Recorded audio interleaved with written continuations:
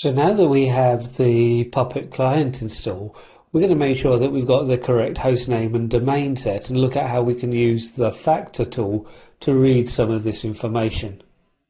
Now, of course, CentOS 7 is systemd based, so that means that we can use the command hostnamectl, and this then can display then our host name, and we can also see that we've got a fully qualified name that's set. So we've got a host name and we've got a domain.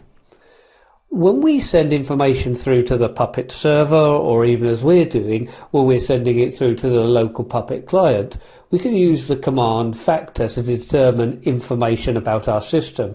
So if I clear this out, and if we just go through and run the command factor by itself, and this was one of the commands that was installed in addition to Puppet, so one of the dependencies.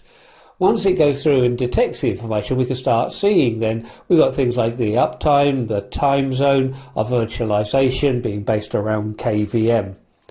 We can also go through and filter out information. So if I go through and send it through to grep, and let's go through and take a look for then our host name. So again, it's still got to go through and run the factor command, so it takes a little while to run, but we can see then host name is set to server 1. So we've got all of these elements that we can start passing around to any system that can read this. So we can start developing policies correctly set for our host name, or even saying it belongs to a certain domain. If we go through and search for the domain here. So all of the things that we can go through and run. For virtualization, we can look at, well, what's the underlying virtualization technique that we're using. So if we just go through and put virtual, it's easier to spell than well, it is just virtual that we have. But you can see then that we've got the information, the data that we need. So we can go through and start looking at these, and we can start creating policies based around these.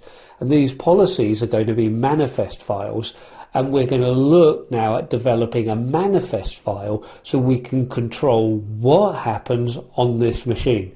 As I say, ideally this would all be done through a central configuration server, but we're looking at it as a simple idea, just running local manifests, so we get an idea of how this could work within your enterprise.